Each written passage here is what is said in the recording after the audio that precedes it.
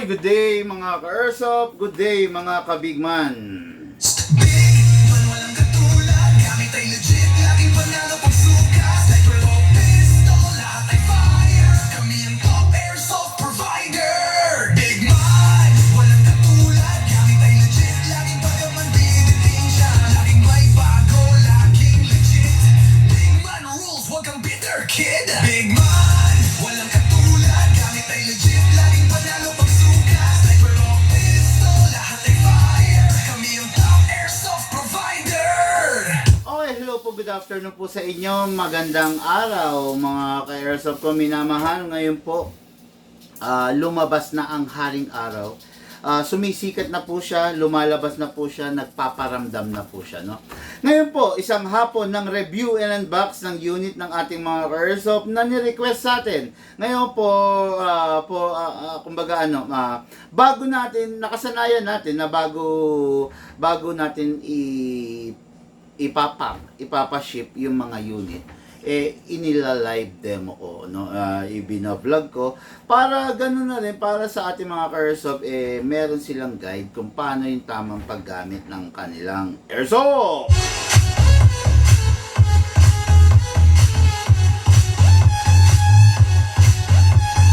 Okay, katulad dito ngayon mga ka-Airsoft, no? Isang pistol at isang pistol na compact. At masasabi natin, isang rifle na compact. Alanganing pistol, alanganing rifle.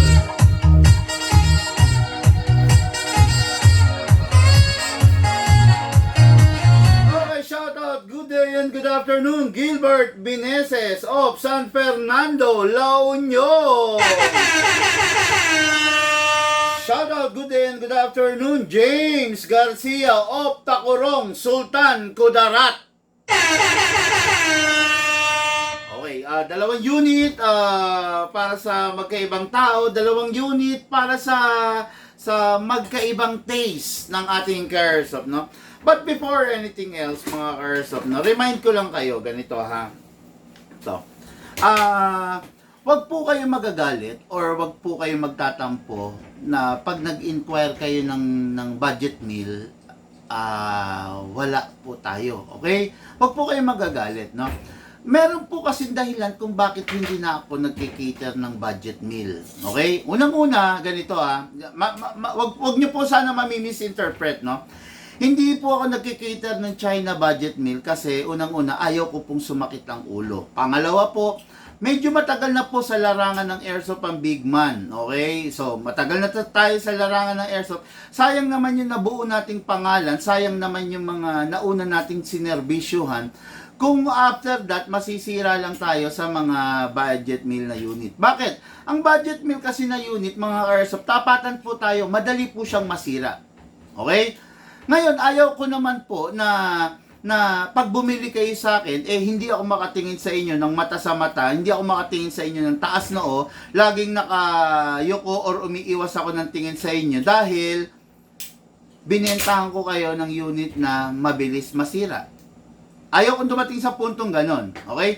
Kaya mas gusto ko, mas minarapat ko na doon na lang kami sa mga quality unit. At least bumili kung sino yung gustong bumili, mag-avail kung sino yung gustong mag-avail, 'di ba? Ngayon kung ayaw mo sa presyo namin, kung ayaw mo yung unit namin, kung ayaw mo yung upgraded unit namin, okay lang naman. Wala naman tayong problema doon, no? Lahat po tayo binigyan ng Panginoong may kapal ng free will kung tawagin, no? Lahat po tayo meron tayong karapatan. Meron tayong ano bang tawag? Hindi, may exact term kasi ron no? Lahat tayo merong karapatang makapili, magdesisyon. Okay?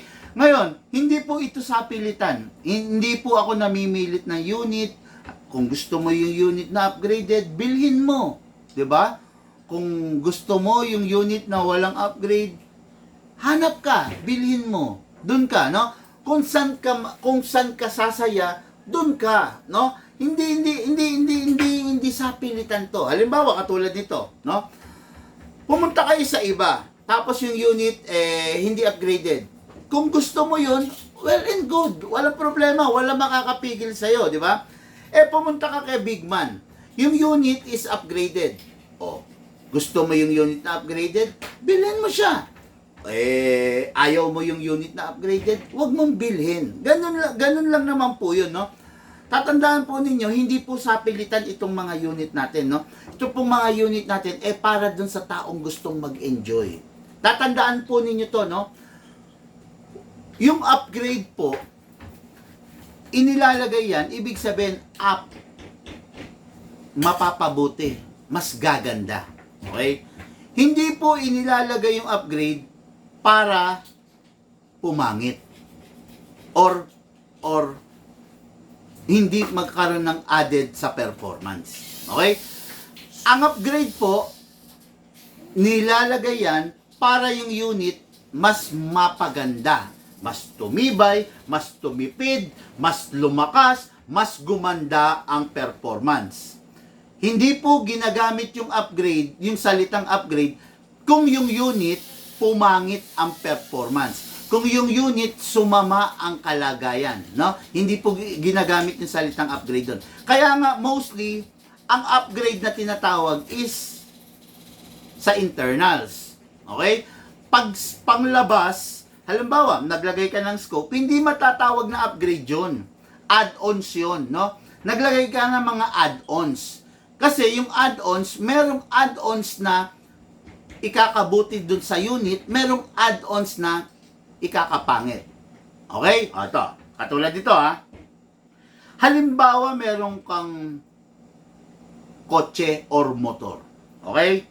Yung kotse or motor mo, nakadesign siya para sa rim set. Rayos rim set.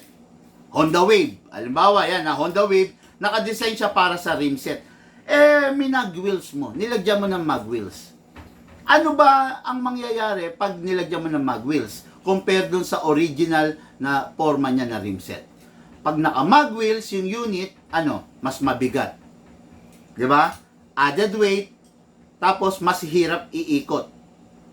Kumbaga, yung motor mo kukonsumo ng mas malakas na power para maiikot niya. Kumpara mo sa wheel set, sa rim set, sa rayos, mas mabilis, mas magaang. Ganon din sa sasakyan, di ba?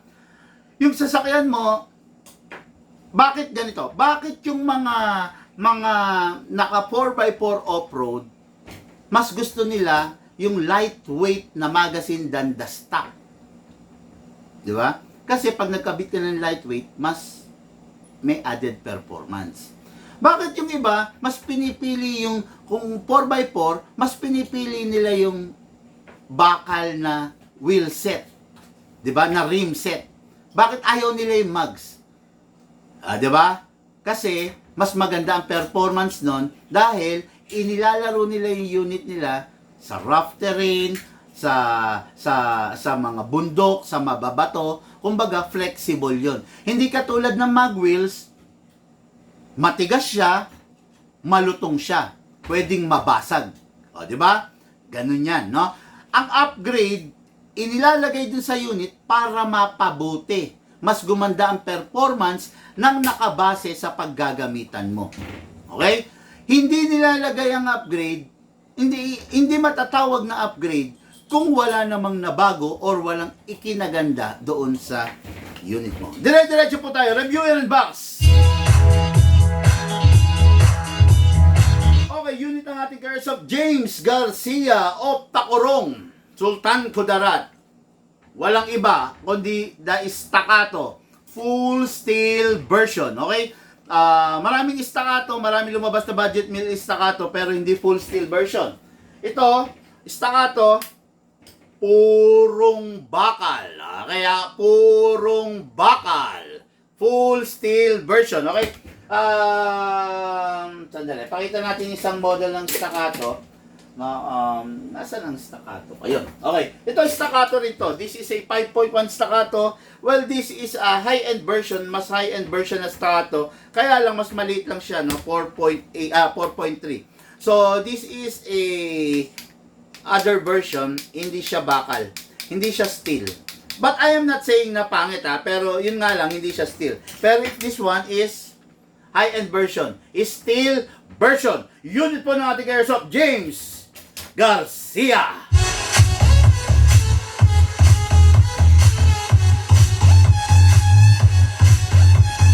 Okay, next unit po natin, unit ng ating airsoft, Gilbert Meneses of San Fernando, La Union. Nakita niya yung mga vlog natin. This is not the hindi, ano to? This is the version of the stock version but upgraded yung laman loob. Okay? Kasi mababa lang FPS nito kasi parang pistol lang to. Okay? Kaya lang ginawa ito na inilabas itong unit na to para may hawak kang pistol, mala pistol, pero ang performance is mala rifle. Mababa lang FPS nito. I think ang FPS nito, yung stock nito, parang nasa 320 to 350 lang. Pero ito, this one, kinalikot natin kanina, in-upgrade natin, kaya nga medyo late ang vlog ko ngayon. Kinalikot natin, in-upgrade natin, malaman natin mamaya kung ilang FPS ito, okay? Unit po yan natin, Airsoft Gilbert Meneses.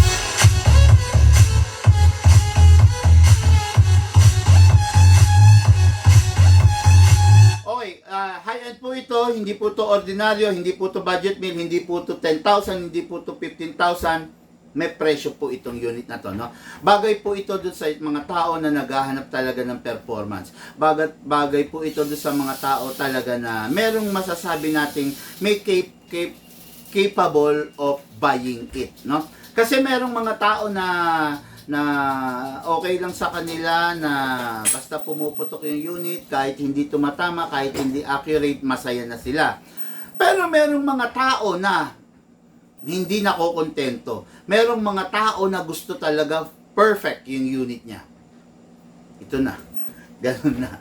Si Sir James Garcia of Tacorong, Sultan Kudarat, no? No matter what, Pigman, gusto ko perfect. Shooter ako. Sharpshooter ako. Malamang. Shooter di ba? Ang gusto kong unit, yung pwede kong mapaglibangan. No? Mapaglibangan na kahit wala ako sa shooting range, malalaro ko doon sa backyard ko. So, ito yun. Ito yung unit na yun. No? At dahil shooter yung airsoft natin, hindi natin pwedeng bola-bolahin. Dahil shooter siya, hindi natin pwedeng paikutin. No? Hindi uso kasi sa Big Man yun eh. Yung bobolahin niya, yung papaikutin niya yung customer, hindi. No? Marunong yung customer natin, kaya itong kinuha niya. This is the Staccato 2011 STI, hindi na natin tatawagin STI, no? 2011 Staccato Compact Edition. Okay? Makikita nyo, high rise. High rise yung rear sight, high rise yung front sight. Ibig sabihin, high rise, mas mataas than the ordinary. Pabor na pabor yan, naka-design talaga yan para dyan kasi itong unit na to, pwede mong gamitan ng conventional sight which is front and rear. Pwede mo rin gamitan ng RMR sight. Okay. Ang RMR sight natin, tandaan ninyo, mataas siya. Mataas siya. So, yung RMR sight natin, yung sight dito, nagko-compensate dito. Kasi kung ito mababa, ang layo na hahabulin mo, ibababa mo talaga yung RMR sight mo. Pero dahil itong unit na to, naka-design talaga rito. By the way, no, hindi po lahat ng unit, hindi po lahat ng Staccato, hindi po lahat ng mga pistol, pwedeng gamitan ng RMR sight. Piling-pili lang ang mga unit na pwedeng gamitan ng RMR sight, no? Yung iba, kailangan mo pa ng conversion plate, yung iba, kailangan mo pa ng adapter plate para malagay mo. Pero ito, hindi po. Naka-design po talaga siya dyan, no? Pwede mong lagyan ng RMR sight whenever, wherever you want it, okay? Kahit anong klase ng RMR sight, pwede sa kanya. Nasa sayo po yun. Mas gwapo, mas matikas yung unit, syempre, pag naka-RMR sight, no? Tapos ito, tulad ng ginawa ko kanina, itong muzzle na to, pwede nyong alisin yan. Pwede nyong alisin. Pwedeng nandyan, pwede nyong alisin, pero I do suggest, ganito kasi yung original na nilabas eh. Go for this, wag nyo nang baguhin, no? Maganda na yan. Okay, itong unit na to, dumating to, hindi to naka-fix outer barrel. Pero, Phoenix outer barrel natin. Dumating to, hindi to naka-fine tuning, pero pinine tuning natin. Dumating to, hindi to naka-trigger job, trigger job natin. Dumating to, hindi to naka-enhance big bore nozzle, pero in-enhance big bore nozzle na po natin siya. At dumating to, hindi to naka-half up rubber, pero ngayon naka-half up rubber na siya. Hindi ordinaryong half up rubber, kundi premium type half up rubber. Okay? Normal FPS nitong ganito, 340 to 360, pero hindi ko alam ngayon, after na ma-upgrade, kung ilang FPS na po siya. Ganun kaganda, ganun kalupit itong unit na isi-serve natin sa ating ka-airsoft. Kasi, request niya, gusto ko matikas, malakas, shooter ako, nagpa-practical and tactical shooter ako. Gusto ko yung something, not 100% can replace yung vision niya na shooting, but will serve this unit. I'm 100% sure that this unit will serve its purpose na hinihingi ng ating ka-airsoft. Okay? Sir James Garcia, ito na po yung unit mo. Demo and test fire po natin.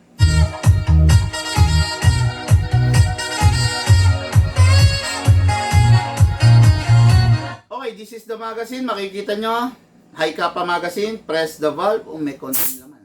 Okay, press the valve, then spray.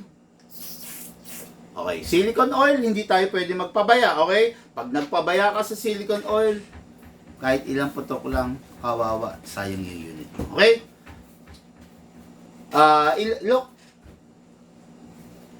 Inlet valve. Dito, no? Spray muna tayo rito. Okay, after the silicone oil, syempre, wala na tayo ibang gagawin. Sa magazine kasi dalawa lang ang ino-oilan. Output valve and inlet valve. Then sa unit, kasa natin. I-lock natin manually. Sprayan natin. Huwag kakalimutan ng silicone oil. Yan lang ang makakatuwang mo sa unit mo para tumagal. Tandaan mo yung unit, hindi mo pwedeng bigyan ng vitamins, hindi mo pwedeng paliguan, hindi mo pwedeng ibigay. Kahit gusto mo siyang halik-halikan, kahit gusto mo siyang katabi, hindi pwede. Kahit bigyan mo siya ng supplement, hindi pwede. Ang tanging maibibigay mo sa kanya, silicone oil. Huwag mong ipagdamot. Kasi yung silicone oil, ito magbibigay protection sa unit mo. Without the silicone oil, kawawang-kawawa yung unit mo. Okay? Spray tayo sa nozzle. Then that's it. Release. Then rest. Okay? Mostly ang unit, pansinin nyo to ha. Mostly ang unit pag high-end, pag tinulbak mo, bababa na to. Pero pag mga mid-class or low-end, talagang kailangan kawitin mo pa no? Pero meron rin mga unit na high-end na talagang kinakawit. Like AW Custom. Napansin ko lang AW Custom nowadays ha. Kung yung AW Custom mo is AW Custom 5 years ago, 3 years ago, hindi na kinakawit eh. Pero ngayon talagang kailangan kawitin mo pa AW Custom no? Pero ito, tingnan nyo ha. Hindi ko kakawitin to ha. Pullback lang ha. O, diba? O, itong unit na to, ay bossing, James Garcia. Yung unit na to activated pa, ito mismo beaver tail. Ihabol mo, no? Kasi shooter ka eh. Kung gusto mong i-deactivate ko to, pero nandito pa rin siya, no? I-deactivate lang natin, iba-bypass. Pwede. Para kahit hindi mo na siya pipigain, pak. Kasi ano eh, isang pinagsisimulan ng cause of delay pag alam naman ng mga tactical shooter yan eh, no?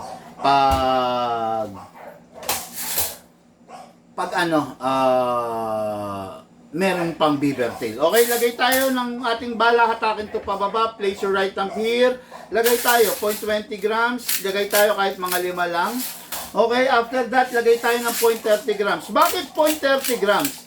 Makikita nyo mamaya sa FPS nito kung bakit ko siya nilagyan ng 0.30 grams kasi delikado pag Pinoy 20 grams natin to, hindi natin ma-maximize no yung tamang trajectory ng bala. Kumbaga lumilihis-lihis, no? Okay, so chrono test tayo. Okay, pakita sa camera, pasok. Kasa. Mga Airsoft, pinag-uusapan po natin FPS dito, 330 to 350. Swerte na siguro. Ngayon po, after natin ma-upgrade, fix outer barrel, fine tuning, trigger job, hammer protection pad, hop-up rubber, at saka enhanced bore nozzle. Tingnan natin. Firing. 448. Para sa isang napakaliit na pistol, 448 lang naman po. 429. 426. 421. 420. Okay? So, akala mo rifle, no? Okay. Ikaw na bahala maglagay ng ano, pangalan to? Sir James, ikaw na bahala maglagay ng hammer niya. Okay, firing po tayo. Firing!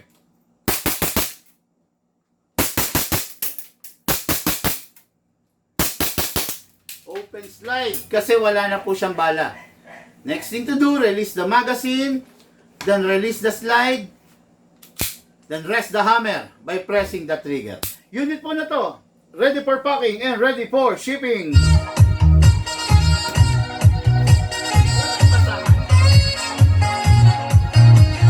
Okay, yung unit pagkatapos gamitin, I do suggest wipe those excess oil before nating itabi. Make sure walang lamang bala at dapat laging walang lamang hangin. Okay, another reminder, malamig ang panahon ngayon, palaging maulan, yung airsoft natin ayaw yung ganyang kondisyon. Ang airsoft natin, gusto niya yung kondisyon na mainit, no? Kaya ang airsoft, sa totoo lang, nakadesign yan para laruin mo outdoor. Pag nilalaro mo siya indoor, tapos aircon ng paligid, medyo weak siya, no? Almost 40%, 30% ng lakas ng airsoft mo nawawala pag nilalaro mo siya sa mismong malalamig na lugar. Lucas, nasan na yung ano natin? Yung, di ba, meron tayong night vision. Ano nga, i-charge mo nga, baka masira rin yung battery. Ayan yata, o yan na sa malaki. Di ba? Ayan, yan, oo. I-charge mo nga. Okay, no? Make sure na nilalaro mo siya. By the way, pakita ko na lang rin sa inyo, naka-trigger job kasi to, no? So, nagpaputok tayo kanina, ipagpalagay na natin 20 rounds yon. Yan ba? Okay, 20 dito, no, pwesto mo. Okay, dito. 20 rounds. So, nagpaputok tayo. Tignan natin kung ilan pa yung natitira niya. 21, 2, 3, 4, 5, 6, 7, 8, 9, 10. 10? So, 20 plus 10, 30 rounds para sa isang unit na nilagyan natin ng 2 seconds na gas. Not bad. Isa pa. 1, 2, 3, 4, 5, 6, 7, 8, 9, 10. At on. On mo. Try mo. Okay, so 40 rounds na. Grabe, ito. Sobrang lamig ng magazine, no? Sige, charge mo. Tignan mo kung ano. Paano ba makikita status? Ayan, charge mo. Tignan mo. Meron bang nakalagay? Status, ganun.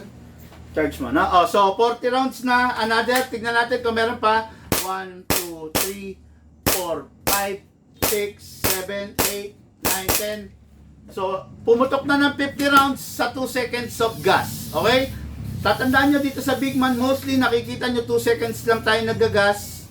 Enough na yon, no? Hindi kasi tayo nagagas ng more than 2 seconds, like 5 seconds or 7 seconds kasi yung unit natin, ina-upgrade na namin. Yung unit natin, okay, pinapatipid natin sa gas nang hindi bumababa yung consumption. 50 rounds, tignan natin, baka humirit pa ng 10. Tip 1, 2, 3, 4, 5, 6, 7, 8, 9, 10. 60 rounds na. Tatandaan nyo, nilagay natin 2 seconds ha. Pumutok na siya ng 60 rounds. Super lamig kasi ng magazine eh. One of the reason bakit hindi ko tinutuloy-tuloy na paputukin, lumalamig kasi yung magazine. Sobrang lamig. Pag malamig na yung magazine, ibig sabihin, ang binubuga na niya is yellow. Super lamig na eh. Ngayon, yung ABS plastic na nozzle na nakalagay is in-enhance pa natin. In-enhance natin. Mas numipis siya. Ngayon, kung iraratyada natin yung pagpapaputok ng malamig, ano, nagcha-charge? Hindi.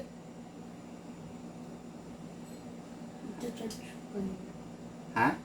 Nasaan? Baka hindi pwede yan. Baka yung mga ganitong, ikaw naman, no? Ang tagal mong mag-decision, nagla-live kasi ako eh. Okay, no? Pagraratsadahin natin, baka yung plastic mabasag. Kuha ka ng microwavable na Tupperware. I-flip mo. Sumusunod. Yung microwavable, lagyan mo ng tubig, ilagay mo sa loob ng freezer, pag-yeluhin mo. I-flip mo. Mababasag. Ganun din yun. Kuha ka microwavable. O, ito. Ito. O. Ito, takip to. Plastic to, ha. ABS plastic. Uy, paki ko ba?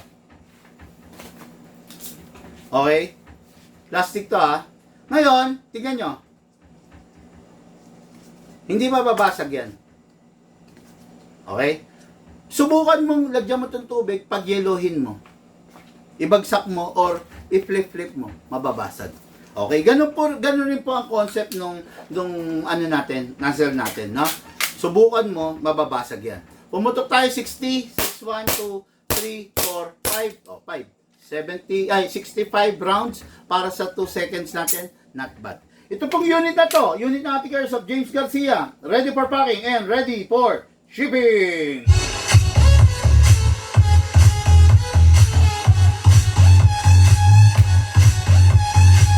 Nasaan ang indication na nagcha-charge? May ilaw. Saan? Dito. Okay. Yung ilaw na yan, ano yan? Blinking? Hindi. Pag nawala. Paano malalaman pag full charge na? Mawawala? Ha? Sige. Okay na yan. So, next unit natin cares of Gilbert Meneses of San Fernando, La Union. Okay, itong unit niya is ano ba sabihin to? Alanganing pistol, alanganing rifle, no? Okay, ipinauso natin to nung mga nakaraan. Kung makikita nyo naman, merong 5 dumating na unit nito, nakuha na lahat. Tapos, merong pang 3 na another na dumating. So, ito, 2 na lang ang nandito, no?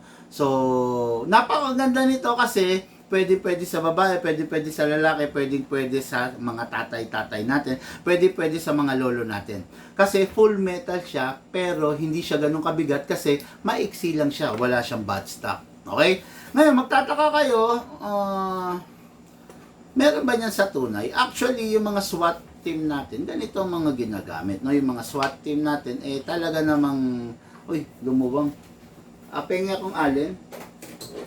Na yung mga SWAT team natin, lalo na yung mga nangre-raid, nang a-assault, di ba? Hindi naman sila gumagamit ng mga super haba. Gusto nila maiksi. This one is a PEQ. This will serve as your battery kasi nandyan yung battery. Kasi wala siyang buttstock, wala rin siyang paglalagyan. So, dito nakalagay yung battery niya. This is a battery pack. Okay? Ngayon, kunin natin to, ipa-plug lang natin. As easy as that, wala na po kayong problema. Okay? Ayan na po. Single fire. Rapid fire. Ayan na. Expected nyo na iskandaloso siya kasi maliit siya. Napakaganda, napakasarap pag maliit kasi easy access, no? Ngayon, ang magazine nito hindi ito eh. Ay, paso yun ang magazine. Ayun yung maiksi lang. No? Ang magazine nito, ayun, is maiksi lang, which is nababagay sa kanya, pero binibigyan ko ng free na 300 rounds na magazine yung mga bibili. Ito ang magazine nito, makikita nyo. This is a 160 rounds magazine. Bagay naman sa kanya di ba? Ayan, tingnan nyo kung anong bagay. Ganyan or ganito. Pwede rin naman to, no? Ayan, okay, no? Ayan. Ayan, oh. Pwede rin naman gamitin to. Okay? Pwede rin naman gamitin to. Okay? Ito yung original niya. Okay, ha? So, ito yung original, pero bibigyan ko kayo ng ganito 300 rounds. Okay? So, gamitin na lang natin to. May bala na eh. Bubuksan sa ibabaw, bubuhusan. Pag napuno, isasara.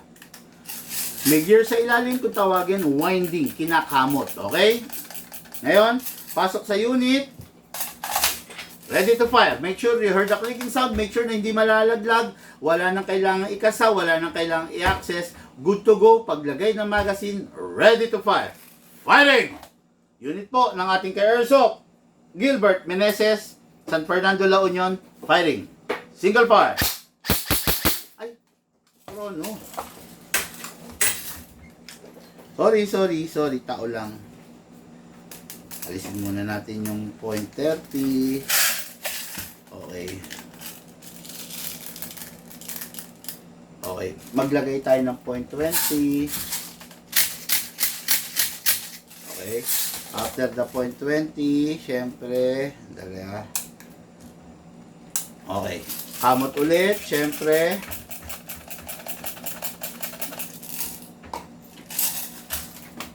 Okay, sabi ko nga sa inyo, pinag-uusapan natin FPS, mahina lang kasi malapistol lang to eh, no? Pero tignan natin, kasi pinalakas natin siya ng kaunti lang naman, no? So, malapistol lang to, FPS nito, 330, 350, tignan natin ngayon kung ilan ang FPS nito. Firing, single fire. Wala. 507. 507. Mataas yan. Dapat below. Pero yun ang lumabas eh, no? Firing. 510. 510. Firing. 504. 510. 506. Yun. Grabe. Meron kang mala-pistol na mala-rifle na unit na nakatungtong ng 500. Actually, medyo hindi ako masaya. I was expecting only mga 480, 490, enough na sana yun. Kaya lang nagpa 500 eh. Okay na yun, no? Pero sana below pa dun, no? Kaya lang eh, pag na-upgrade na eh. Anyway, magse-settle down pa naman yan, no? Pero gusto ko sana yung mga ganitong unit, mga above 450 lang, 460, 70, 80, 90, ganun. Pero pag nag 510, para sa liit nito, napakalakas na, no? Tapos, gagamitin ng bata, patay tayo dyan. Doon ako na ano eh. Anyway, wala na tayong magagawa ron. Pero napakaganda na yun. Firing po tayo, single fire! Rapid fire! Single fire! Rapid fire! Yun. Sarap na unit. Pagkatapos maglaro, always remove the magazine. Then, ito na yung pinaka-importante sa lahat. Clear the chamber. Okay. After you clear the chamber, lagay nyo sa rapid fire. Press 1 seconds. Then, single fire. Then, put it back to sync. Yan po yung paraan para yung unit mapaganda nyo. Yan po ang paraan para yung unit hindi kayo sumakit ang ulo. Okay? Maraming salamat po sa inyo. Lahat po tayo nagmula sa iba't ibang larangan, pinagbuklod, pinag-isa, ng iisang libangan. Yun po ang paglalaro ng airsoft. Patid po sa inyo, syempre, ng inyong likod, Pigman. Thank you po.